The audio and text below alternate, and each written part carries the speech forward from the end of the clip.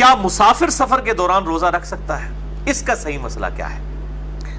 اس context میں کل 5 صحیح الاسناد احادیث انشاءاللہ تعالی میں ڈسکس کروں گا۔ پہلی حدیث صحیح بخاری اور صحیح مسلم کی متفق علیہ حدیث ہے، اور مشکات میں اس کا نمبر ہے 2021، کہ آپ صلی اللہ علیہ وآلہ وسلم سفر میں تھے تو آپ نے ایک جگہ دیکھا کہ ایک ہجوم جمع ہے، تو آپ صلی اللہ علیہ وآلہ وسلم اس ہجوم کے قریب آئے تو دیکھا کہ کوئی شخص ہے، ایک شخص، اس کے اوپر کافی لوگوں نے جو ہے وہ چھتری نما سایہ کیا ہوا ہے، پورا یعنی سمجھ لیں ایک ٹینٹ اٹھا کے رکھا ہوا ہے ایک بندے کے اوپر، کوئی میر کو چودھری ٹائپ بندہ ہوگا۔ تو آپ صلی اللہ علیہ وآلہ وسلم نے فرمایا کہ اس شخص کو کیا ہوا ہے؟ تو لوگوں نے بتایا کہ اس نے اللہ کی رضا کی خاطر سفر میں روزہ رکھا ہوا ہے۔ روزہ انہیں رکھا ہے تو مصیبت باقیوں نے پائی ہوئی ہے، باقی جڑے جناب وہ چھتری لے کے کھلوتے ہوئے نے۔ تو آپ صلی اللہ علیہ وسلم نے وہاں پر فرمایا کہ سفر میں روزہ رکھنا کوئی نیکی کا کام نہیں ہے، یعنی اس قسم کی نیکی جس میں آپ لوگوں کو عذاب میں ڈال دیں، اور ساتھ آپ نے ملازم رکھے ہوئے ہیں کہ جو آپ کو جناب جس کو کہتے ہیں وہ پیمپرنگ کر رہے ہیں، تو اس قسم کا روزہ رکھنا کوئی سفر میں نیکی نہیں ہے کہ آپ لوگوں کو مصیبت میں ڈال دیں۔ دوسری حدیث بھی بخاری اور مسلم کی متفق علیہ حدیث ہے، مشکات میں 2019، سیدنا حمزہ بن عمر اسلمی کہتے ہیں کہ میں بہت زیادہ روزے رکھا کرتا تھا، میں نے اللہ کے محبوب صلی اللہ علیہ وآلہ وسلم سے پوچھا کہ یا رسول اللہ صلی اللہ علیہ وآلہ وسلم میں کثرت سے روزے رکھتا ہوں، کیا مجھے اجازت ہے کہ میں سفر میں بھی روزہ رکھ لیا کروں؟ تو آپ صلی اللہ علیہ وسلم نے فرمایا اگر چاہو تو رکھ لو اور اگر نہ چاہو تو نہ رکھو، یعنی سفر میں روزہ رکھنا کوئی گناہ کا کام نہیں ہے، کسی دوسرے کے لیے عذاب نہ بنا جائے، اور یہ نہ ہو کہ سفر کے دوران بار بار جناب آپ ایک آواز لگا رہے ہوں کہ آئے آج تو میرا روزہ ہے، ٹھیک ہے، یہ بھی کام نہ ہو کہ آپ اللہ تعالیٰ کے حضور بھی شکوہ کر رہے ہوں، اس قسم کے معاملات نہ ہو تو آپ روزہ سفر میں رکھ سکتے ہیں۔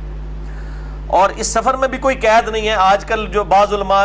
اس طرف بھی جاتے ہیں نہیں جی آج کل تو سفر بڑا آسان ہے، ٹرین کا سفر ہے، ایئر کنڈیشنڈ ہے، جہاز کا ہے، سفر میں بڑی آسانی ہے تو آج کل روزہ نہیں چھوڑنا چاہیے۔ بھئی شریعت کا حکم نہیں کوئی بدل سکتا، سفر آج بھی سفر ہی ہے، جہاز تک جانے کے لیے جو تردد کرنا پڑتا ہے پھر جہاز کے اندر پھر بہرحال سفر ایک تھکاوٹ والا معاملہ تو کر ہی دیتا ہے، یہ اجازت موجود ہے۔ اسی طریقے سے جو رمضان کے اندر عمرے کے لیے جاتے ہیں وہ بیچارے بھی یہ سمجھ رہے ہوتے ہیں کہ شاید اب ہم چونکہ عمرے کے لیے جا رہے ہیں تو ہم نے لازمی روزہ رکھنا ہے ورنہ تو ہمارا عمرہ نہیں ہوگا، تو ایسا معاملہ نہیں ہے۔ عمرے کے لیے جو جا رہا ہے اگر اس کے اوقات ایسے بن رہے ہیں کہ وہاں پہ اتنی گرمی ہے تو وہ سفر میں روزہ چھوڑ دے، اور یہ بھی ضروری نہیں ہے کہ وہاں پر پہنچتے ہی جا کے اس نے عمرہ کرنا ہے، چاہے 3 دن بعد عمرہ کرے کوئی مسئلہ نہیں ہے۔ وہ تو انسان کو اللہ تعالیٰ نے ایک مطلب اس اعتبار سے ترغیب دلائی ہے کہ وہ اس کے لیے احرام کی پابندیاں زیادہ دیر نہ برداشت کرنا پڑے،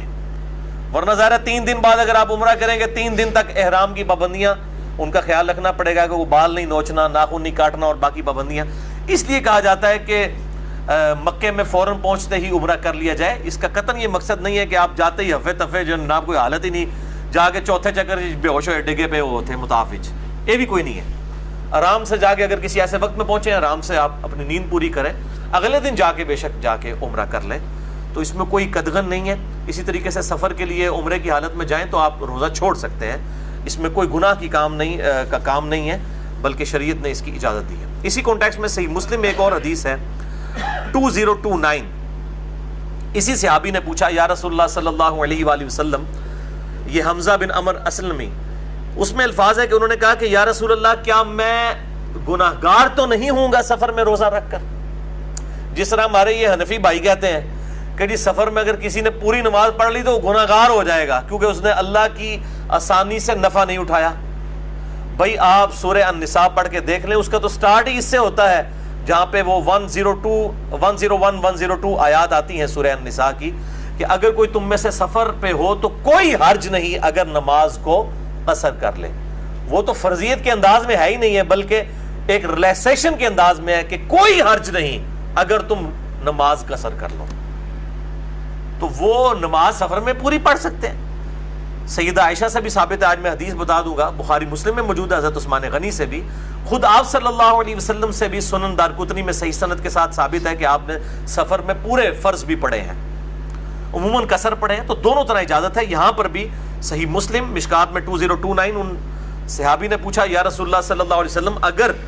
میں سفر میں روزہ رکھنے کی طاقت رکھتا ہوں اور میں روزہ رکھ لیتا ہوں، میں گناہگار تو نہیں ہوں گا؟ تو آپ صلی اللہ علیہ وآلہ وسلم نے فرمایا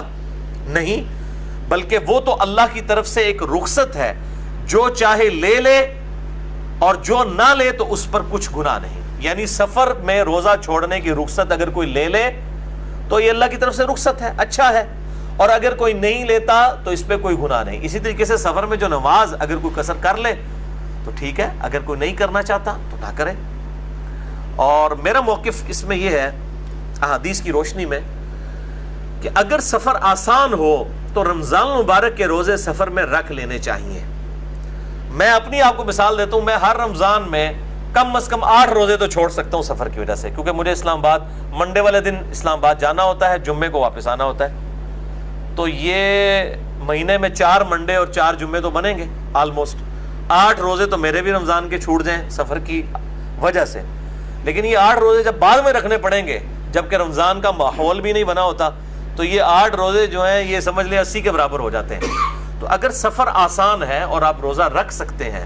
کوئی مشکل نہیں ہے کہ ارلی ان دا مارننگ نکل جائیں یا ایئر کنڈیشن گاڑی میں نکل جائیں، اور میں تو عموماً پبلک ٹرانسپورٹ میں ہی سفر کرتا ہوں، تو فجر کے فوراً بعد نکل جائیں اور اسی طریقے سے شام کے وقت بھی اس کو مینیج کر لیں، تو اس میں آسانی ہے اور روزہ رکھ لینے میں ہی ہمارے لیے بہتری ہے، کیونکہ بعد میں اس کا جو مؤخر کرنے والا معاملہ ہے وہ مشکل ہو جاتا ہے۔ بہرحال اگر کوئی کر سکتا ہے تو ٹھیک ہے۔ اور اس کو سپورٹیو ایک حدیث بھی ہے سنن نسائی کے اندر 1457 صحیح سند کے ساتھ ہے۔ اما عائشہ رضی اللہ تعالیٰ عنہ کہتی ہیں کہ میں آپ صلی اللہ علیہ وآلہ وسلم کے ساتھ عمرہ کرنے کے لیے گئی، اور راستے میں آپ صلی اللہ علیہ وآلہ وسلم نے نماز قصر کی اور میں نے نماز پوری پڑھی۔ آپ صلی اللہ علیہ وسلم نے سفر میں روزہ چھوڑ دیا، میں نے روزہ رکھ لیا۔ تو میں نے پوچھا یا رسول اللہ صلی اللہ علیہ وآلہ وسلم، میرے ماں باپ آپ پر قربان، آپ نے نماز قصر کی اور میں نے نماز پوری پڑھی، آپ صلی اللہ علیہ وآلہ وسلم نے روزہ چھوڑ دیا اور میں نے روزہ رکھا۔ تو آپ صلی اللہ علیہ وسلم نے فرمایا احسنتی یا عائشہ وما عاب علیہ، اے عائشہ تو نے بہت ہی احسن اور اچھا کام کیا ہے۔ اگر کسی میں ہمت ہے تو بہت جرت والا کام ہے، اپریشیٹیبل ہے، بشرطے کہ وہ کیس نہ ہو جو میں نے پہلے ڈسکس کیا ہے کہ باقیوں کو مصیبت ڈالی ہے کہ لوگ چھتری لے کے کھڑے ہوئے ہیں، اس کیس میں تو گناہگار ہوگا۔ لیکن اگر کوئی شخص انڈیویجولی کوئی ہمت رکھتا ہے تو آپ فرمائے احسنتی یا عائشہ وما عاب علیہ، اے عائشہ تو نے بڑا اچھا کام کیا اور مجھ پہ بھی اس معاملے میں کوئی قدغن نہیں ہے کہ جو میں نے روزہ جو ہے وہ چھوڑ دیا، اس پہ میرے پہ بھی کوئی گرفت نہیں ہے، یہ آسانی کو جو میں نے اویل کیا نماز کا سر پڑھنے کی۔ تو یہ وہ حدیث ہے، اور اسی کانٹیکسٹ میں سنن دارقطنی میں موجود ہے کہ آپ صلی اللہ علیہ وآلہ وسلم نے صحیح سند کے ساتھ کہ آپ نے بھی سفر کے اندر جو ہے وہ نماز پوری ادا کی تھی۔ آپ صلی اللہ علیہ وسلم سے سفر میں روزہ رکھنا بھی ثابت ہے، میں پچھلی دفعہ ڈسکس بھی کر چکا۔ تیسری حدیث صحیح مسلم سے ہے، مشکات میں 2020 2020 نمبر۔ ابو سعید خدری رضی اللہ تعالیٰ عنہ کہتے ہیں کہ 16 رمضان المبارک کو ہم نبی صلی اللہ علیہ وسلم کی معیت میں جہاد کے لیے گئے، تو کچھ اصحاب نے روزہ رکھا ہوا تھا سفر میں اور کچھ نے نہیں رکھا تھا۔ جنہوں نے رکھا تھا انہوں نے نہ رکھنے والوں کو کوئی ملامت نہیں کی، اور جنہوں نے نہیں رکھا تھا انہوں نے رکھنے والوں کو کوئی ملامت نہیں کی۔ یہاں تو الٹ ہوتا ہے، جو رکھ لے گا دوسروں کو جناب وہ پھر کہے گا جناب اٹے کٹے ہو کے روزہ رکھ سکتے سو کیوں نہیں رکھا، اور اگر کوئی مولوی ٹائپ ہوگا جس کو مسئلہ پتہ ہوگا اور اس نے روزہ نہیں رکھا ہوگا تو وہ رکھنے والوں کو ٹانٹ کر رہا ہوگا کہ جناب تسی یہ جڑا اللہ دی فیسلٹی تو فائدہ نہیں چکا ہے۔ جو کچھ یہ حنفیوں نے یہ پراپوگنڈا کیا ہوتا ہے کہ نہیں جی لازمی واجب ہے قصر کرنا ہے اور روزہ چھوڑنا ہے، واجب نہیں ہے، یہ ایک آپشن ہے، اگر وہ اویل کر لیتا ہے ٹھیک، نہیں کرتا تو کوئی مسئلہ نہیں۔ چوتھی حدیث بھی بخاری اور مسلم دونوں میں ہے، مشکات میں 2022۔ انس ابن مالک کہتے ہیں کہ آپ صلی اللہ علیہ وآلہ وسلم کے ساتھ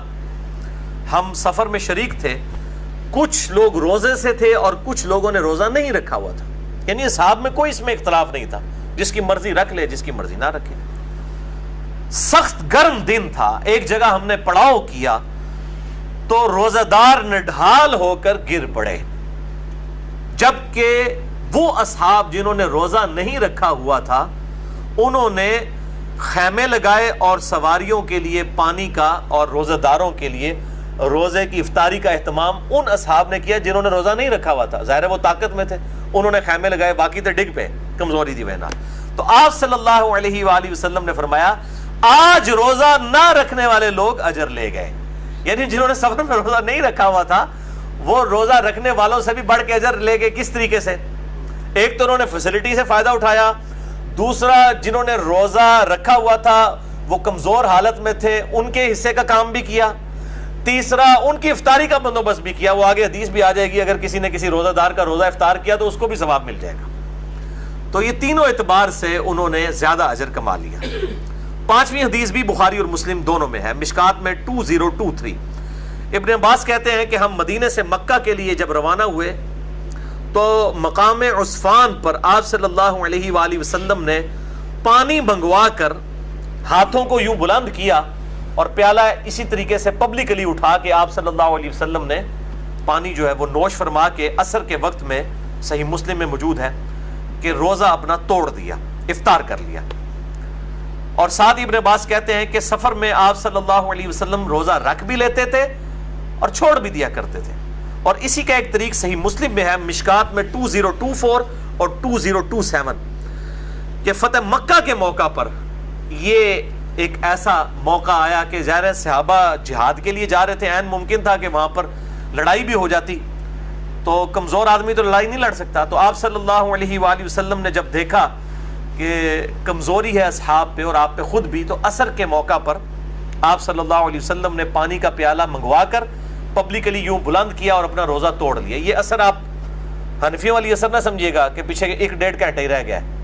یہ اثر وہ ہے جو کم از کم افطار میں ابھی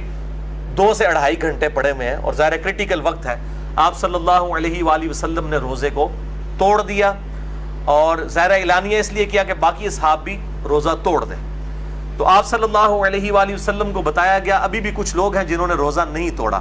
تو اس حدیث کے مسلم شریف کے الفاظ ہیں, آپ صلی اللہ علیہ وسلم ناراض ہوئے اور آپ نے فرمایا وہ نافرمان لوگ ہیں, وہ نافرمان لوگ ہیں, 2 دفعہ فرمایا, جنہوں نے میرے اس طریقے پہ چلتے ہوئے اپنا روزہ نہیں توڑا. جنہوں نے نہیں توڑا وہ نافرمان ہے اور توڑنے والے تابع فرمان ہیں. کیونکہ اب کریٹیکل سچویشن تھی, جنگ ہو سکتی تھی, اب نڈھال لوگوں نے تو پھر جا کے گر ہی جانا تھا, لڑنا کیا تھا. تو آپ صلی اللہ علیہ وآلہ وسلم نے روزہ توڑ دیا. اس سے یہ بات بھی پتہ چلی کہ اگر کوئی شخص ہمت کر کے سفر میں روزہ رکھ لے اور بعد میں اسے احساس ہو کہ میں تو روزہ نہیں نبھا سکتا, تو وہ روزہ توڑ بھی سکتا ہے, اس پہ کوئی گناہ بھی نہیں ہوگا, صرف اس کے بدلے 1 روزہ قضا کرنا ہوگا, کوئی کفارہ بھی نہیں ادا کرنا ہوگا. خود آپ صلی اللہ علیہ وآلہ وسلم نے روزہ توڑ دیا. تو کتنی آسانی والا معاملہ ہو گیا اس واقعے کی وجہ سے کہ اگر کسی شخص نے ہمت کر کے روزہ رکھا سفر میں کہ میں نبھا لوں گا اور بعد میں اسے احساس ہوا, تو اب یہ نہ وہ سوچے کہ یار میں نے اگر روزہ توڑ دیا تو مجھے 60 روزے رکھنے پڑیں گے. نہیں, بلکہ سنت ہے. کمزوری کی وجہ سے اگر کوئی شخص روزہ توڑ لیتا ہے سفر میں, عام حالت میں بھی اگر کوئی شخص روزہ نہیں نبھا سک رہا اور زندگی موت کی کشمکش بن گئی ہے اس کے لیے, تو وہ بھی روزہ مریض کے طور پر توڑ سکتا ہے. بعد میں وہ اس روزے کی قضا دے لے گا, 1 روزے کے بدلے 1 روزہ. اور یہ بھی ضمناً مجھے یاد آ گیا, یہ روزہ توڑنے کا جو کفارہ ہے جو میں نے پچھلی دفعہ ڈسکس کیا, یہ صرف فرض روزے کا ہے. نفلی روزہ اگر کوئی توڑتا ہے تو نہ اس کی قضا ہے اور نہ کفارہ ہے, چونکہ ہے ہی نفلی عبادت تھی. یہ حنفی کہتے ہیں جی اب نفلی عبادت اگر کوئی توڑ دے تو وہ پھر اس پہ واجب ہو جاتا ہے کہ وہ پورا کرے. تو یہ بالکل غلط بات ہے. جو چیز خود ہی نفلی ہے وہ واجب کیسے ہو سکتی ہے, الا یہ کہ کوئی منت کا معاملہ ہو, وہ الگ ہے. تو اگر نفلی روزہ کوئی جان بوجھ کے توڑے کسی بھی طریقے سے تو اس کے بدلے روزہ کوئی نہیں ہے, بلکہ آپ صلی اللہ علیہ وسلم سے بھی ثابت ہے, میں آگے ڈسکس بھی کروں گا. تو ان احادیث کی روشنی میں کل 3 رزلٹ نکلے. نمبر 1, سفر میں روزہ رکھنا زبردستی کوئی بہادری نہیں ہے. ہاں اگر کوئی رکھنا چاہتا ہے تو وہ رکھ لے, اس پہ کوئی گناہ والا معاملہ نہیں, کسی اور کو تکلیف نہ دے. نمبر 2, اگر کوئی روزہ رکھ لے, جس طرح آج کل آسانی ہے روزہ رکھنے کے اعتبار سے سفر میں, تو وہ اپریشیٹیبل بھی ہے, اور اگر اس کو بعد میں احساس ہو جائے کہ میں نبھا نہیں پا رہا تو وہ روزہ توڑ بھی سکتا ہے. اور نمبر 3, اگر دوران سفر کسی کے لیے روزہ نبھانا مشکل ہو جائے اور وہ روزہ توڑ دے تو اس پہ کوئی کفارہ بھی نہیں ہے, صرف روزے کے بدلے 1 روزہ رکھے گا, اور وہ بھی اگر فرض روزہ توڑا اس کی قضا ہوگی, نفلی کی قضا نہیں ہے, اور گناہگار بھی نہیں ہوگا, بلکہ یہ سنت ہے. صحیح مسلم کے ریفرنس سے میں بیان کر چکا, بخاری میں بھی آیا ہے, مشکات میں 2023, 2024 اور 2027 احادیث ہم ڈسکس کر چکے ہیں. الحمدللہ.